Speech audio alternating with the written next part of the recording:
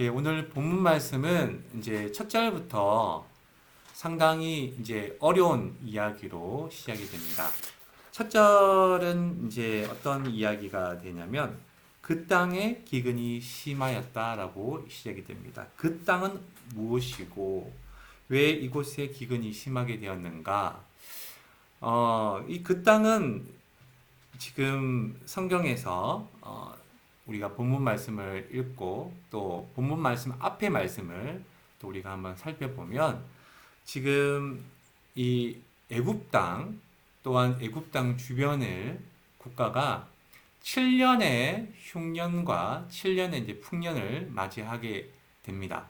근데 그 중에 7년의 흉년일 때 지금 이제 있었던 이야기가 바로 오늘 말씀입니다. 그리고 그 땅이라고 했을 때는 누군가가 살고 있어야 되는데 여기서 누가 살고 있냐면 바로 야곱의 가족들이 살고 있습니다. 그래서 야곱의 가족들이 살고 있었던 그 땅은 바로 가나안 땅입니다. 가나안 땅에 기근이 심하여졌다. 기근이라는 것은 가뭄을 말하죠. 비가 내리지 않으면 농작물이 시들시들해집니다. 그리고 또 비가 오지 않으면 시들시들하는 것이 말라버립니다. 당연히 말라버리면 죽지요. 그래서 비가 오지 않으면 심각한 흉년이 이제 생기게 되는데 지금 이 가나안 땅에도 애굽 땅과 마찬가지로 기근이 심하게 생겼습니다. 기근이 임하였다만 해도 우리가 생각하기에는 참 힘들겠다라고 하는데 기근이 심하였다는 것은 아예 하늘에서 비 한 방울 내리지 않는 그런 상황이다라고 보시면 좋겠습니다. 자, 기근이 심해지고 농작물이 말라가는 이 시기가 너무나 힘든데 그래도 우리가 생각하기에는 집에 먹을 것들이 쌓여 있으면 그래도 어려운 시기들을 잘 견뎌내지 않겠습니까? 우리 코로나 처음 터졌을 때 어떻게 됐죠? 이렇게 휴지가 없을 때, 화장지가 없을 때, 너무너무 이제 막 이렇게 그 다급한 마음에 마트에 가면 마트에 없잖아요, 이게. 근데 어떤 가정에는 미리 알고 이렇게 그 휴지가 없다 하더라도 한 뭐 두 박스, 세 박스 이렇게 사놓고 집에 있으면 뭐 마트에 없어도 상당히 이렇게 오랫동안 사용할 수 있으니까 마음의 평안함이 있습니다. 그런데 이 야곱의 가정이 어떻게 됐는지 2절 말씀을 같이 읽어보시겠습니다. 그들이 애굽에서 가져온 곡식을 다 먹으며 예, 최악의 상황이 됐습니다. 지금 기근이 심한 상태인데 음식까지도 싹 다 먹어버리는 상태입니다. 다 먹어버렸답니다. 아니 이제 없습니다. 이제 다 먹어버려가지고 이제 조금도 남아있지 않는 그런 상태가 되어버렸습니다. 그러니까 이제 뭐 몇 끼밖에 남지 않은 그 상태. 그러면 이제는 이게 없으면 굶어야 되는 상태. 이 굶어서 죽는 걸 보고 이제 아사라 그러잖아요. 이렇게 어찌 보면 아사를 기다려야 되는 그런 상태가 되어버렸습니다. 예, 첩첩산중이죠. 예. 그때 그 아버지 야곱이 어떻게 이야기하는지 보면 그들에게 이 형제들 그리고 그들의 아들 그러니까 이제 야곱의 아들에게 이야기를 합니다. 다시 가서 우리를 위해 양식을 조금 사오라. 다시 간다는 것은 이전에 어딘가를 갔었는데 그곳에 다시 가랍니다. 근데 이 앞절의 말씀을 살펴보면 애굽 땅에 가서 양식을 사온 것을 알 수가 있습니다. 그런데 왜 조금 사오라 그럴까요? 많이 사오면 좋잖아요, 이렇게. 근데 조금 사오라는 것은 아마도 그만큼 양식이 귀했기 때문에 조금이라도 구해오면 좋겠다. 그런 바람을 아버지가 아들들에게 이야기합니다. 이때 아버지의 이야기를 듣고 대답하는 아들이 있는데 그 아들이 누구냐면 바로 넷째 아들인 유다가 대답을 합니다. 첫째도 아니고 둘째도 아니고 셋째도 아닌 넷째 아들 유다가 대답을 하는데 그 대답을 하게 되는 어떤 경위는 뭐 성경에서 많이 나타나 있지만 몇 가지만 소개하게 되면 이렇습니다. 르우벤은 아버지의 그 다른 아내, 그 비라와 그 잠자리를 하게 됩니다. 그래서 아버지의 침상을 더럽히죠. 그래서 이제 아버지의 눈밖에 나게 됩니다. 그래서 루벤은 태어난 순서로는 분명히 장남인데 아버지의 눈밖에 나서 장남의 구실을 못하게 됩니다. 그래서 나중에 아버지가 돌아가실 때에도 다른 아들을 축복할 때에 이 루벤은 축복 대신에 저주를 하게 되는 일이 있습니다.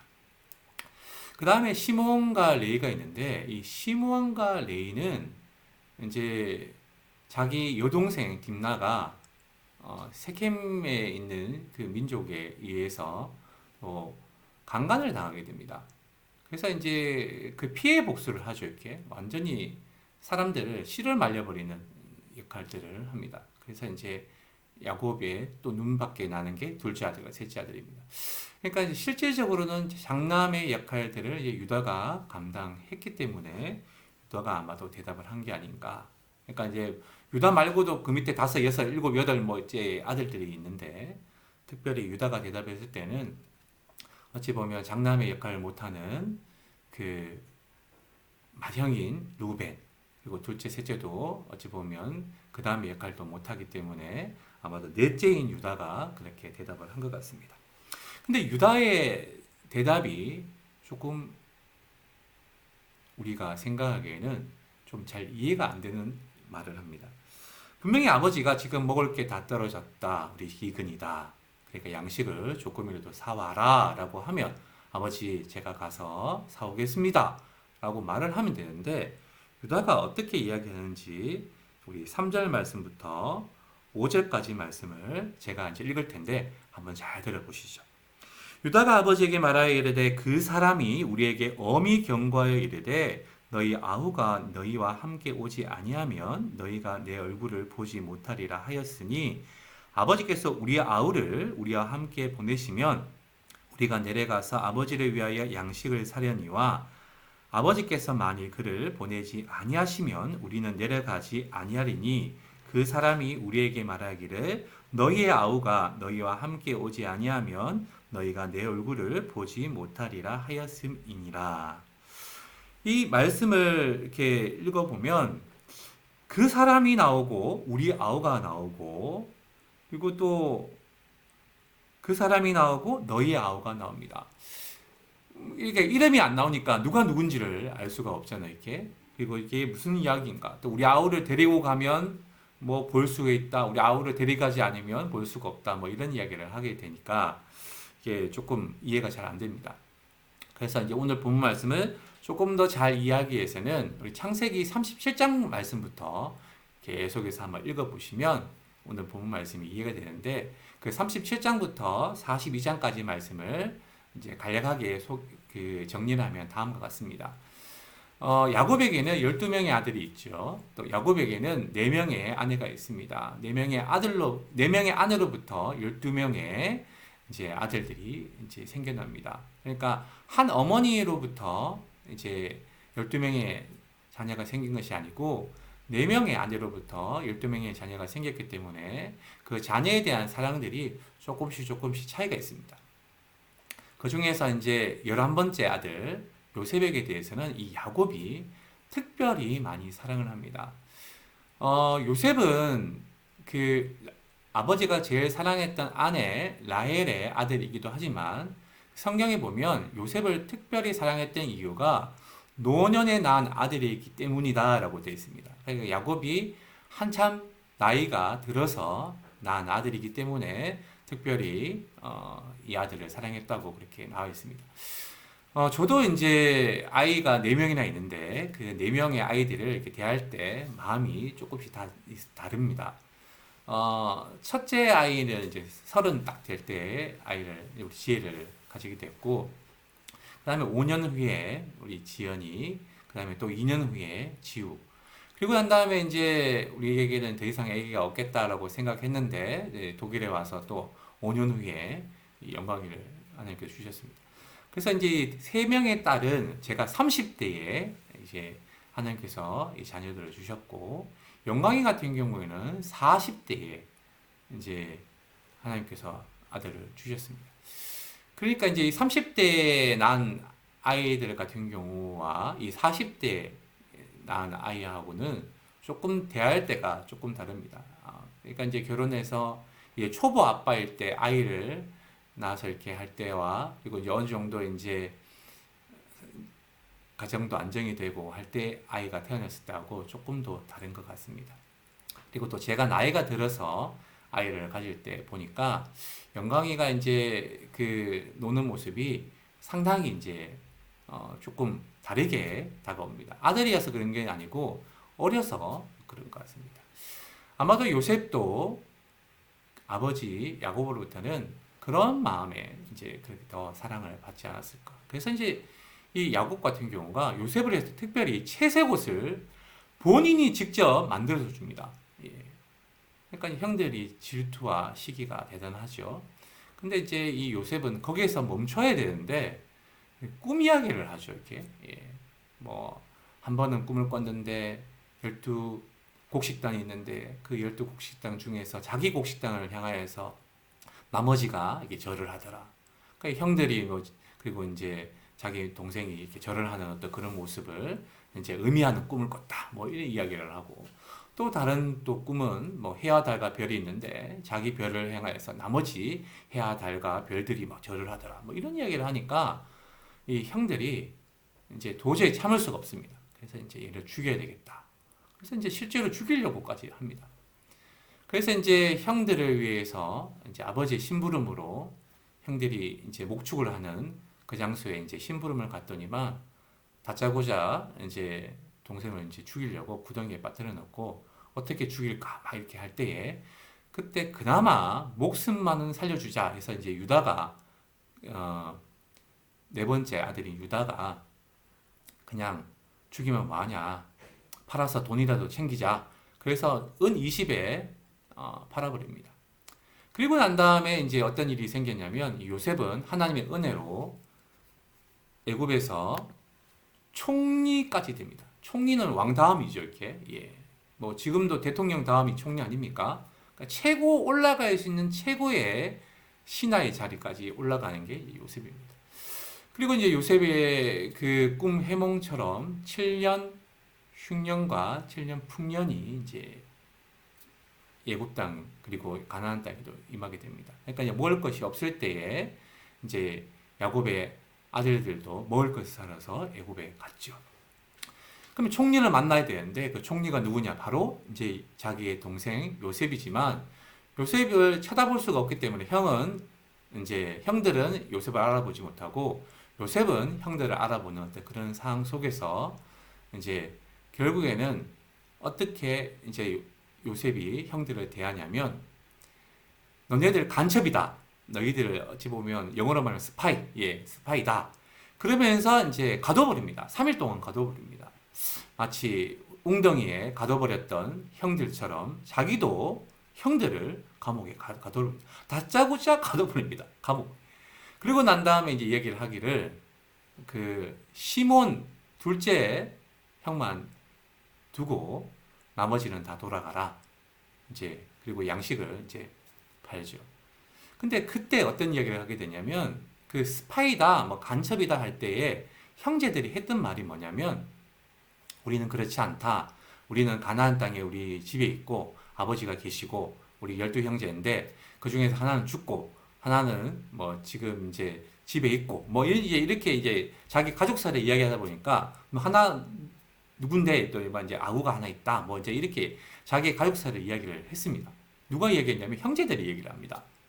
이제 요셉 같은 경우에는 그 아버지 살아 계시고 또 우리 동생도 살아 있고 뭐 그렇게 이제 다 호구조사가 다 끝난 거죠. 그리고 난 다음에 양식을 이제 팔고 돈을 안 받고 그 돈을 다 양식 주머니에다가 넣어 줍니다. 형들에게는 다 선물로 곡식들을 다 준 거죠. 그런데 이제 이 집에 왔을 때에 양식 주머니를 열어보니까 돈들이 다 있습니다. 그래서 깜짝 놀라게 되는 그런 일이 있는데 이제 이 시몬이 잡혀 있는 어떤 그런 상황 속에서도 이 야곱은 절대로 베냐민을 보낼 수가 없다. 절대로 베냐민은 내가 꼭 데리고 있어야 된다. 그렇게 이제 마음을 먹습니다. 그래서 이제 6절 말씀을 보면 이렇게 아버지 유다가 동생을 데리고 가야 됩니다. 동생 안 데려가면 이제 시몬도 못 풀려나고 뭐 양식도 못 삽니다. 이제 이렇게 이야기를 이제 했음에도 불구하고 이스라엘이 어떻게 야곱이 어떻게 얘기한지 잘 들어보시죠. 6절 말씀입니다. 이스라엘이 이르되 너희가 어찌하여 너희에게 또 다른 아우가 있다고 그 사람에게 말하여 나를 괴롭게 하였느냐. 왜 그 애기 있다는 내 동생이 있다는 이야기를 그렇게 했냐 이것들아 그러면서 이제 막 다그치죠. 그리고 왜 그 이야기를 해서 나를 이렇게 심각하게 괴롭게 하냐. 없다 그랬으면 지금이라도 가서 양식 사오면 되는데 아니면 지금 양식 사러 가서 이 아이를 데리고 가야 된다 그러니까 나는 지금 못 보내겠다. 뭐 이제 이렇게 이야기를 합니다. 그러니까 이제 이 형제들이 어떻게 이야기하는지 7절 말씀을 같이 읽어보시겠습니다. 그들이 이르되 그 사람이 우리와 우리의 친족에 대하여 자세히 질문하여 이르기를 너희 아버지가 아직 살아 계시느냐 너희에게 아우가 있느냐 하기로 그 묻는 말에 따라 그에게 대답한 것이니 그가 너희의 아우를 데리고 내려오라 할 줄을 우리가 어찌 알았으리까. 이 형제들은 아버지에게 거짓말을 합니다. 첫 번째 큰 거짓말이 뭐냐면 동생을 팔아버리고 난 다음에 동생 옷을 벗겨가지고 그 짐승의 피를 발라서 동생이 죽었다. 뭐 이제 이렇게 거짓말을 하더니만 이번에는 이제 두 번째 동생 문제가 터지니까 또 거짓말합니다. 본인들이 스파이냐 간첩이다 이렇게 얘기할 때 아니다 이제 이야기하기 위해서 자기들이 다 이야기해놓고 이제는 그 사람이 물어서 어쩔 수 없이 이야기했다 이렇게 거짓말을 하죠. 분명히 자기들이 이야기를 먼저 했는데 불구하고 그 사람이 물어서 우리가 이야기를 했습니다. 어쩔 수 없었다 뭐 이제 이야기를 합니다. 참 어려운 상황입니다. 양식을 위해서는 베냐민을 내보내야 되는 상황인데 베냐민을 위해서는 또 보낼 수 없죠. 왜냐하면 시몬도 잡아버렸는데 이 베냐민까지도 보내면 자기에게는 낙이 없지 않습니까? 야곱에게는 너무너무 이제 힘든 어떤 그런 순간입니다. 그때 유다가 또 다시 아버지에게 이야기를 합니다. 8절 말씀을 우리 또 같이 함께 읽겠습니다. 유다가 그의 아버지 이스라엘에게 이르되 저 아이를 나와 함께 보내시면 우리가 곧 가리니 그러면 우리와 아버지와 우리 어린 아이들이 다 살고 죽지 아니하리이다. 여러분 그 말씀을 읽으시면서 조금 뭔가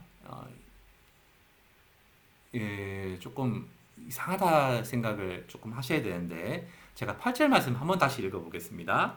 유다가 그의 아버지 이스라엘에게 이르되 저 아이를 나와 함께 보내시면 우리가 곧 가리니 그러면 우리와 내 아버지와 우리 어린 아이들이 다 살고 죽지 아니하리이다. 유다가 계속 이야기하는 게 뭐냐면 우리라는 말을 씁니다. 우리라는 말을 쓴다는 게 조금 이상하게 다가오셔야 됩니다. 왜 이상한지는 계속해서 말씀을 들어보시면 압니다. 그리고 난 다음에 유다가 어떤 말을 하냐면 이렇게 이어서 이야기합니다. 9절 10절 말씀을 제가 읽겠습니다. 내가 그를 위하여 담보가 되오리니 아버지께서 내 손에서 그를 찾으소서. 내가 만일 그를 아버지께 데려다가 아버지 앞에 두지 아니하면 내가 영원히 죄를 지리이다. 우리가 지체하지 아니하였더라면 벌써 2번 갔다 왔으리이다. 유다는 계속해서 우리라고 이야기를 하면서 혹이나 베냐민이 잘못되었을 때에 그 베냐민에 의해서 자기 자신이 담보가 되겠다고 합니다. 그 자기 자신을 포기해서라도 그 아이를 책임지고 데리고 오겠다. 그렇게 이야기를 합니다. 이 이야기, 이 사건이 있기 전에도 한번 양식을 위해서 한번 이야기가 있었는데 그때 이제 어떤 일이 있었는지 오늘 그 42장 후반절에 이렇게 나와 있습니다. 36절, 37절, 38절 말씀을 이제 한번 같이 보시죠. 그 시몬을 읽고 이제 자루에 또 돈이 있으니까 다들 놀라잖아요, 이렇게. 그때 야곱이 이렇게 얘기합니다. 그들의 아버지 야곱이 그들에게 이르되 너희가 나에게 내 자식들을 잃게 하도다. 요셉도 없어졌고 시몬도 없어졌거늘 베냐민을 또 빼앗아 가고자 하니 이는 다 나를 해롭게 함이로다. 그 베냐민 이야기를 했기 때문에 베냐민을 이제 빼앗아 간다는 이야기입니다. 그러니까 그때 루벤이 어떻게 얘기하냐면 그의 아버지에게 말하여 이르되 내가 그를 아버지께로 데리고 오지 아니하거든 내 두 아들을 죽이소서 그를 내 손에 맡기소서 내가 그를 아버지께로 데리고 돌아오리이다. 이렇게 보면 루벤이 이 베냐민을 찾기 위해서 어떻게 하냐면 아버지 아들을 제가 못 찾으면 제 아들 죽이세요. 예. 근데 여기 보면 하나 못 찾으면 2명 죽이세요. 이렇게 이제 이야기를 합니다. 그때 야곱이 어떻게 이야기하냐면 38절에 야곱이 이르되 내 아들은 너희와 함께 내려가지 못하리니 그의 형은 죽고 그만 남았음이라. 만일 너희가 가는 길에서 재난이 그에게 미치면 너희가 내 흰머리를 슬퍼하며 스올로 내려가게 함이 되리라.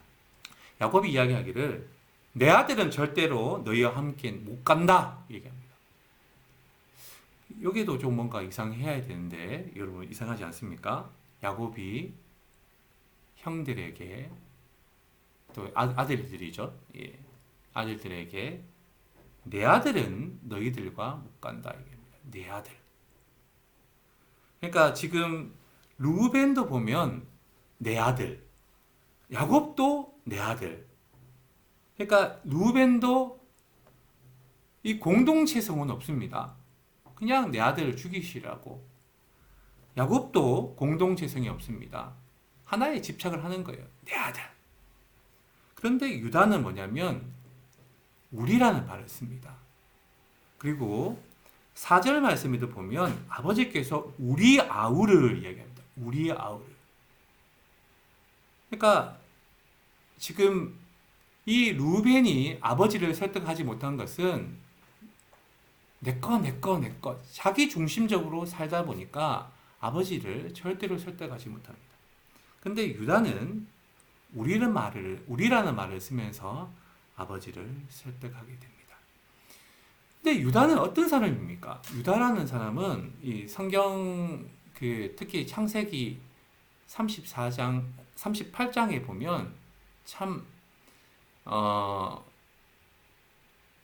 우리가 속된 말로 말하면 가출하고 자기 마음대로 살다가 방황할 걸 다 하고 집으로 돌아온 사람이 바로 유다입니다. 유다는 그렇게 생각을 했겠죠, 이렇게. 예. 아버지에게 있어서 이 가장 사랑하던 요셉을 죽이거나 또는 팔아서 눈앞에서 사라지게 하면 이제는 우리 가족이 모두가 서로 사랑하고 편애된 사랑이 아니고 내 중심적으로 사는 것이 아니고 우리 함께 사랑하고 또 자기 자신의 아버지로부터 사랑을 받을 수 있는 그런 자녀가 되지 않을까. 그러면서 동생을 제거를 했는데 아버지의 사랑이 이 요셉에서 베냐민으로 넘어갑니다. 오히려 더 집착하고 베냐민에 더 집착하고 베냐민이 없으면 안 된다. 뭐 이렇게 생각을 하죠. 그래서 유다는 집을 나가버립니다. 집을 나가버리고 난 다음에 자기 마음대로 가나안 땅의 여인과 결혼을 합니다. 유다의 아버지 야곱도 그랬고 유다의 할아버지 이삭도 그랬습니다. 이삭을 위하여서 증조 할아버지인 아브라함이 가나안 땅의 여인을 아내로 며느리로 삼지 아니하고 자기 고향 땅의 사람을 리브가를 아내로 삼게 합니다. 그래서 먼 여행을 가서 하게 하죠. 이삭도 자기 아들 야곱에게 가나안 땅에 며느리를 삼았던 에서를 보면서 늘 마음 앞에 있던 리브가를 생각해서 이제는 너는 가나안 땅의 여인을 아내로 삼지 말고 오히려 외조부인 라반의 집에 가서 거기에 있는 딸들을 아내로 삼아라. 그렇게 신신당부했던 사람이 바로 이 조부들입니다. 그럼에도 불구하고 유다는 나는 내 마음대로 살 거야. 나는 이제 가족이 필요 없어. 그러면서 아버지가 필요 없다고 생각하면서 집을 뛰쳐나가 버립니다. 그리고 난 다음에 38장에서 보면 자기 마음대로 이제 가나안 땅에 있는 여인을 아내로 삼죠. 구약의 전통에 보면 보통 아버지가 이제 며느리를 구해주고 또한 아버지가 안 계실 때는 어머니가 며느리를 구해주는 걸 비하면 자기 마음대로 이렇게 했다는 것은 어찌 보면 뭐 그냥 속된 말로 막 나가는 거죠. 예. 그런데 유다는 거기에서 큰 상처를 안습니다. 아들을 셋을 두게 되는데 첫 번째 아들 엘이 하나님께 보기 안 좋은 악한 일을 해서 죽습니다. 어떤 일 때문에 죽은지는 자세히 나왔지 않지만 엘이 죽습니다. 두 번째 아들 오난도 하나님 보시기에 악한 일을 해서 죽습니다. 이제 그 마지막에는 이제 셀라만 남았는데 이 셀라만 데리고 이제 며느리하고 다말이나 며느리하고 집에 들어오게 되죠. 그래서 이제 살고 있는 게 지금 유다이죠. 어찌 보면 유다는 자기가 막 살고 그리고 자기 하고 싶은 대로 아내를 구하고 그리고 또 집을 뛰쳐나갔지만 집에 돌아오게 될 때는 어떤 모습으로 돌아오게 되냐면 두 명의 아들을 잃고 그 두 명의 아들을 가슴에 묻은 상태에서 옵니다. 그제야 유다는 아버지 야곱을 이해하기 시작합니다. 아버지가 왜 저렇게 집착하시게 됐는가? 그러니까 자기도 이 셀라라는 아들을 잃을까봐 집착을 했거든요, 이렇게. 예. 그러니까 베냐민을 집착하는 아버지를 충분히 이해합니다. 예전에는 이해 못했습니다. 예전에 이해 못하고 집을 뛰쳐나갔다면 이제는 아버지를 충분히 이해하고 아버지의 마음을 다 헤아립니다. 그리고 유다가 아버지를 설득할 때 말하는 것은 뭐냐면 우리의 아우를 내가 찾아오겠습니다. 내가 그 우리의 아우를 위해서 내가 못 찾아오면 내 자신이 담보가 되는 한이 있더라도 그 아이를 꼭 제가 찾아오겠습니다. 그러니까 아버지 걱정하지 마십시오. 지금 우리도 살아야 되고 우리의 아이들 다시 말하면 아버지의 손주들도 살아야 되지 않습니까? 그러니 이제는 우리를 위하여서 아버지 이 아이를 보내주십시오. 그러니까 아버지의 아픔을 가장 잘 아는 자녀는 그 아픔을 함께 겪었던 사람, 그 아픔을 겪었던 유다만이 아버지의 아픔을 이해하고 아버지의 말씀대로 살아갑니다. 오래전에 이제 이야기인데요. 두 아들을 둔 한 젊은 부부가 있었답니다. 이제 아이가 연년생으로 태어난 거예요. 연년생으로 태어나서 이제 둘 다 키우기가 힘드니까 시골에 계시는 할아버지 할머니 댁에 이 큰 아들을 맡겼답니다. 그러니까 큰 애가 조금 크니까 떨어져 있고 둘째는 이제 엄마 아버지하고 같이 사는 거죠.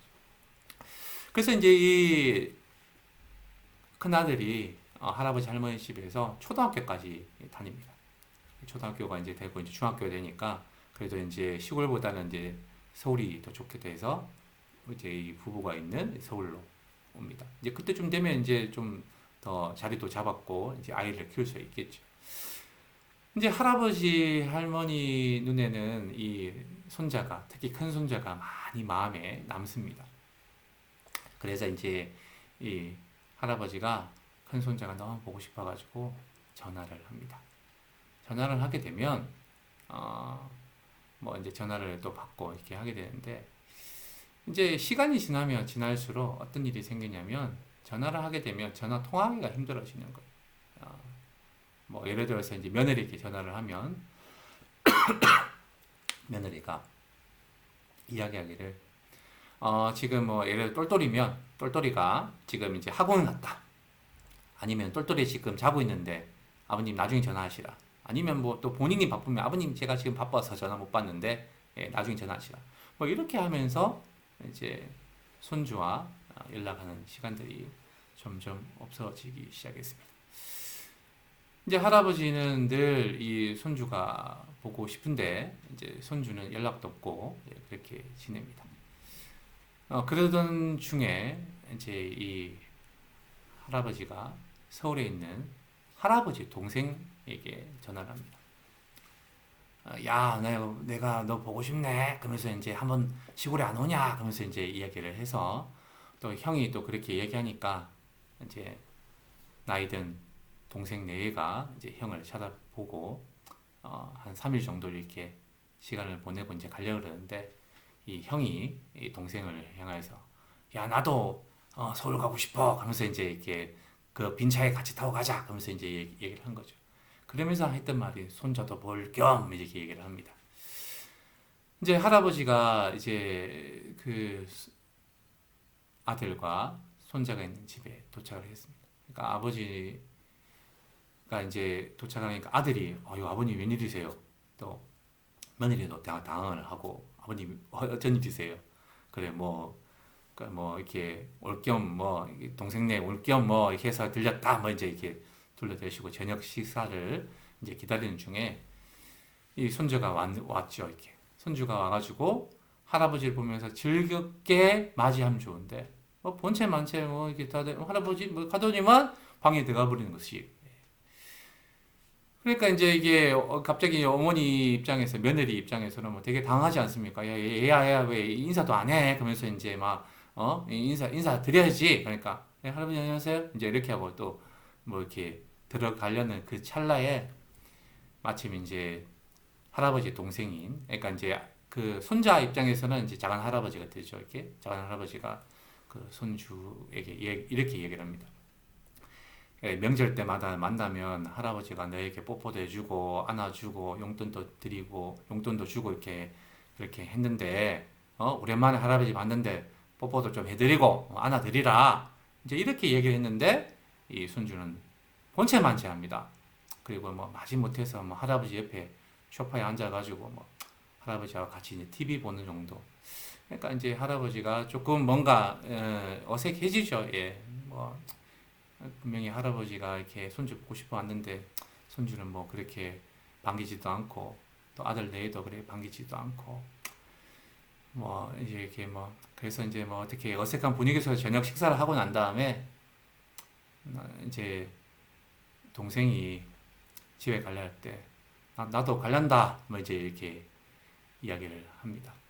그러니까 아들 내가 아버지 뭐 오셨으면 잠은 주무셔야죠. 그리고 또 며느리가 아버님 오셨으면 주무시고 가셔야죠. 뭐 이제 이야기를 해도 그래 뭐 너 잘 살아라. 그리고 이제 동생네 가시는 거죠. 손자가 붙잡지 않습니다. 예.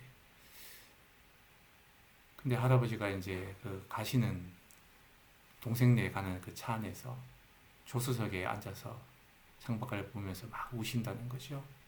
울면서 하시는 말씀이 아빠 보고 싶다. 엄마 보고 싶다. 그렇게 했다는 겁니다. 그러니까 할아버지는 이 손주의 마음을 또 손주의 사랑하는 마음을 그렇게 많이 전달을 했음에도 불구하고 이 손주는 할아버지의 마음을 헤아리지 못합니다. 헤아리지 못할 때는 결국에는 마음 아픈 상태로 끝나버리죠. 근데 오늘 본문에서는 유다는 아버지의 마음을 다 헤아립니다. 아버지의 그 집착적인 어떤 그 편에도 충분히 헤아립니다. 그때 아버지의 마음은 어떻게 하시는지 11절 말씀을 제가 읽겠습니다. 그들의 아버지 이스라엘이 그들에게 이르되 그러할진대 이렇게 하라. 그렇게 하랍니다. 그렇게 하라는 것은 베냐민을 데리고 가라는 거예요. 나 이제 됐어. 베냐민 내려놓을게. 우리가 살아야지. 그러면서 그렇게 하라고 합니다.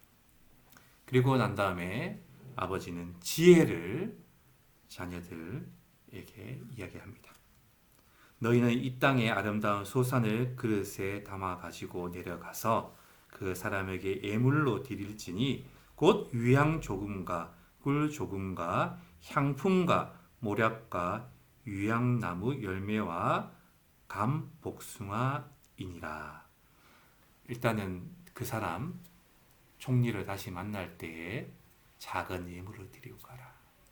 그 예물을 드리면 혹이나 그 사람의 마음이 누구를 드릴지 모르겠지 않겠냐. 그러면서 이제 그것도 종류별로 조금씩 이렇게 잘 챙겨라. 그렇게 이야기를 합니다. 아버님의 지혜죠. 지혜. 삶의 지혜입니다.